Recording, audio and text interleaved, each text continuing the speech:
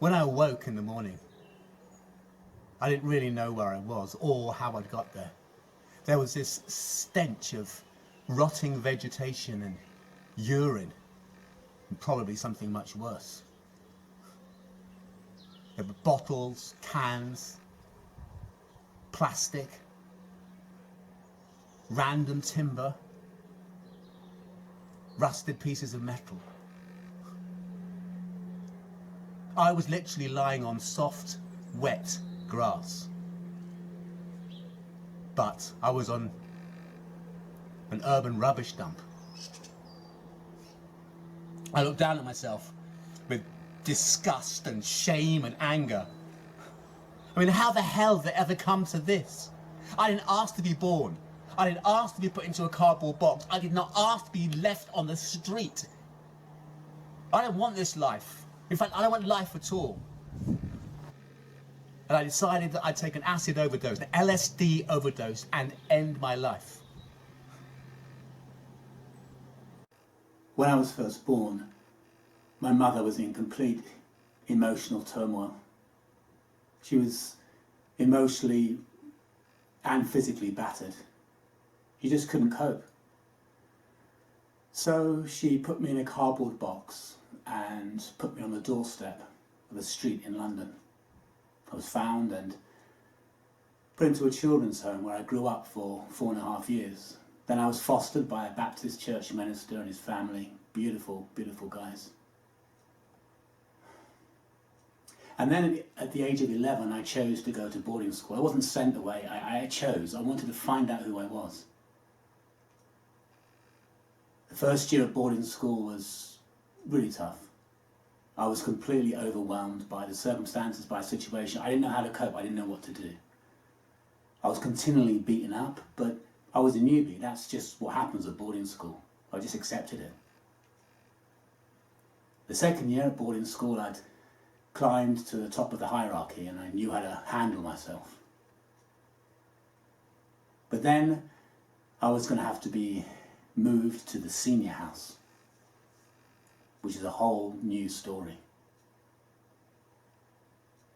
Each house had its own identity. You know, one house was known for being really good at sport. Another house was known for being really good academically. But there was one house that was known to just to avoid. G house. Nobody wanted to go into G house. Terror stories and rumours about G House circulated throughout the school.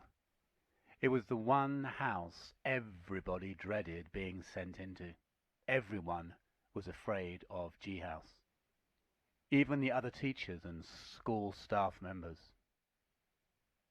The G House thugs and bullies had spent the previous 4 or 5 months leaving me in no doubt that they did not want me coming into their house, and telling me in graphic detail exactly what they would do to me if I did end up in their mini-kingdom house.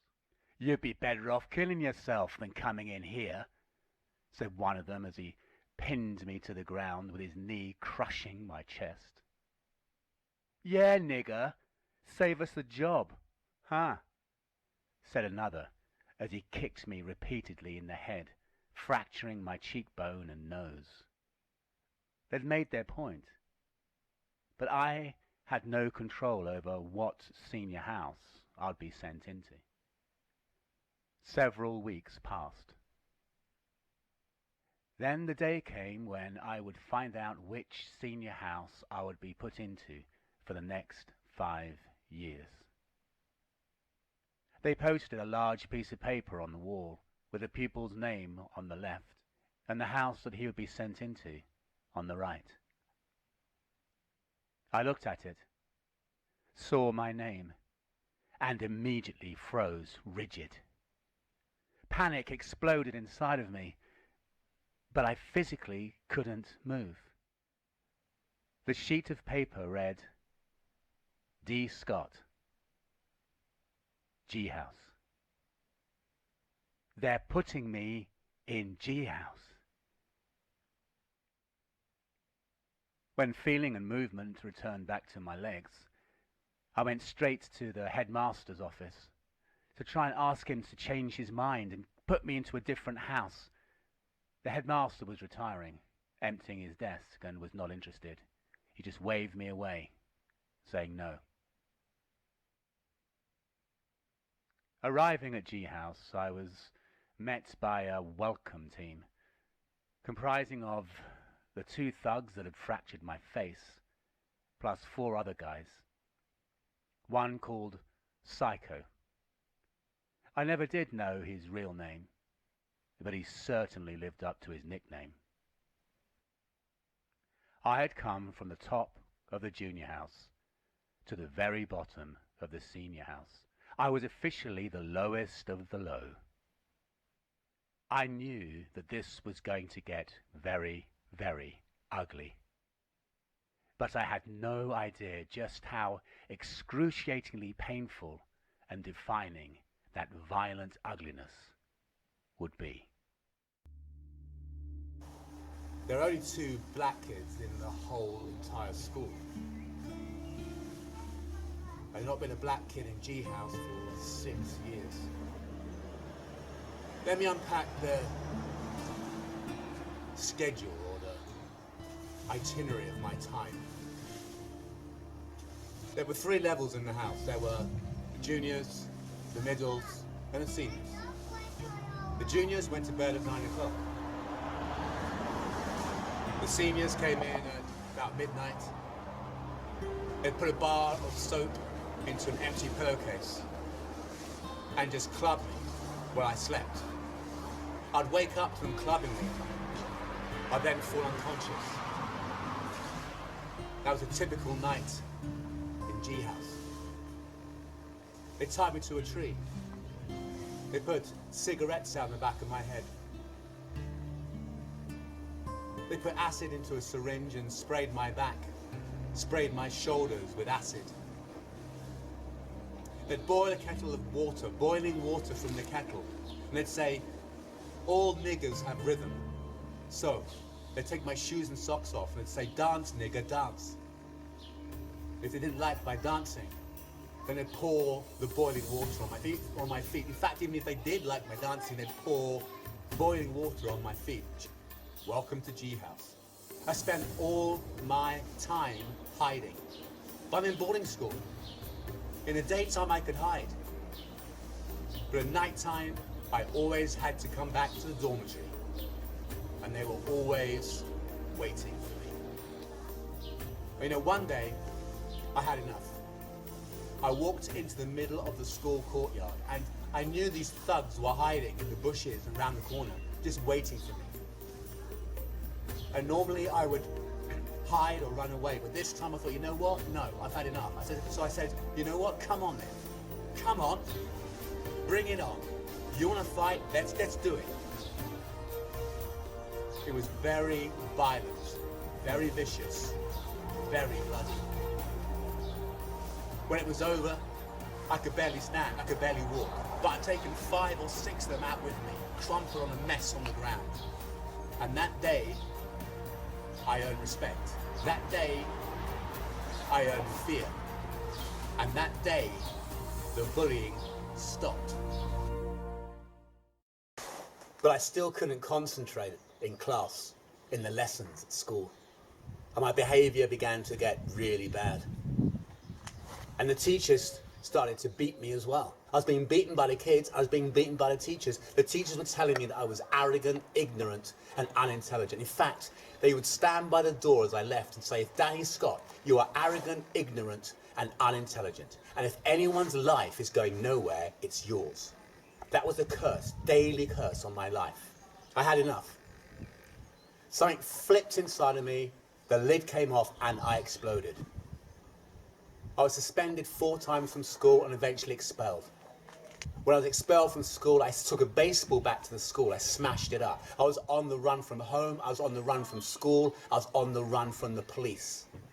I'd had enough. I spent my time hitchhiking across the UK. And then one night,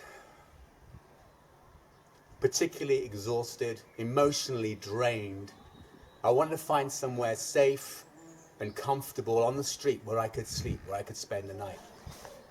I went round the back of an old church. They just cut the lawn and there was this huge pile of soft grass. Aha, I thought. That'll do. That'll be more comfortable than rough, hard concrete. So, I snuggled down and that was my bed for the night. When I awoke in the morning, I didn't really know where I was or how I'd got there. There was this stench of rotting vegetation and urine, and probably something much worse. Bottles, cans, plastic, random timber, rusted pieces of metal. I was literally lying on soft, wet grass, but I was on an urban rubbish dump. I looked down at myself with disgust and shame and anger. I mean, how the hell did it ever come to this? I didn't ask to be born. I didn't ask to be put into a cardboard box. I did not ask to be left on the street. I don't want this life. In fact, I don't want life at all. And I decided that I'd take an acid overdose, an LSD overdose, and end my life. I went to my drug contact, told him what I wanted, told him what I needed. He didn't have enough gear, so he said, come back in 4 days. They were going to be my last 4 days alive. I had a random thought. I hitched all the way across the UK, ending up at my family's home. The plan was that I would sneak in through the back door, raid the fridge, sleep on a nice, comfortable carpet, perhaps steal a few things and get out in the morning, back onto the road before my family woke up. That was my plan. But God had another plan. When I crept in through the back door, my brother was there. He saw me. He said, come to my room. I went to his room. He punched me in the shoulder. I fell to the ground. He said, I want to talk to you about Jesus. I said, what? You can't do that. He said, listen, I'm sick and tired of watching you pull your mum and dad down, pull your family down, ruin their lives, and ruin your own life. You know what you need, Jesus. Now get out of my room. Sort it out. I left his room. For some reason I lay under the bed on the carpet and I thought about his words. I said, you know what, God, if you're there, come on in, change me. And boom! That's exactly what he did. I'd not felt for 2 years. I taught myself not to feel, emotionally or physically, for 2 years. And then bang! I fell asleep crying. I woke up crying. I woke up a completely changed man. That morning when I woke, I was so different. I tried to put the pieces of the night together. I thought, man, what did I take last night? What drug was it? Because it was good. Then slowly it all pieced together and made sense. There was no drug. It was God. So the change in me was immediate. It happened in a single moment, in an instant. The full transformation in me, however, was not instant at all. It has taken a long time and is still taking time. The anger, rage, hurt and wounding did not suddenly all disappear. It's an ongoing process, a journey. And the fuel for that journey is the Holy Spirit and my anchored relationship with my living Papa God. The full transformation requires help from others. There is a lot that I've been through that is hidden with Christ in God. Even I myself don't know the fullness of all that that is. But I do know this. Where there was imprisonment in my mind and body, there is now genuine freedom. Where there was awaited darkness, there is now so much bright light. Where there was a sense of hopelessness and a lack of reason for living, there is dynamic hope and a consistent, explosive love and celebration of life. But I've needed help on this transformation journey, and I still do. I remember a precious and desperately needed experience a few years back with a wonderful man who was a Christian counselor. Not really my kind of thing, but he questioned me and challenged me, asking did I have any anger, rage, or strong feelings towards my birth mother. And I very proudly and very sincerely said no. No, I don't, which was true, as far as I was aware.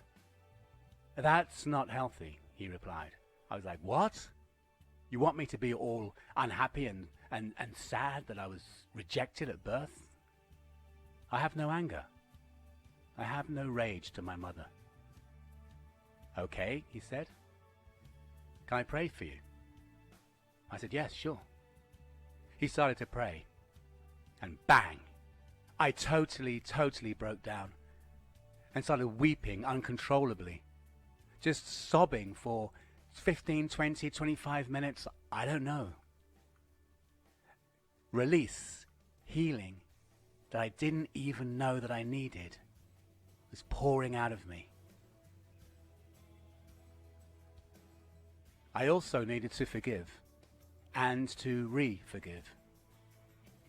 Not just my birth mother and father, but also to revisit and re-forgive all those involved in everything that had happened during those traumatic years at boarding school and on the street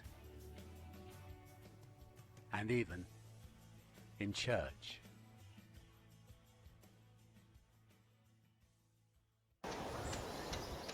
So fast forward a few decades and I'm a professional performing arts practitioner.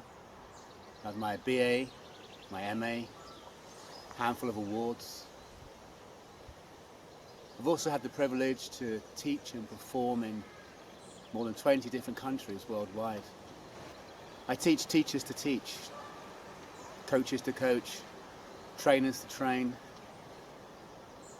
I'm not unintelligent. In summary, it's totally down to God and the God's grace that I'm not 6 feet under, pushing up flowers. I know what I deserve. The wages of sin is death. Romans 6:23.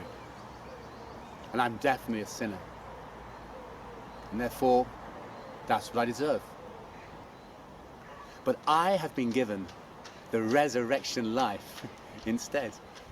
And that's totally down to God's grace. When I wake up in the morning now, I'm not lying on a rubbish dump. I'm not wishing I was dead.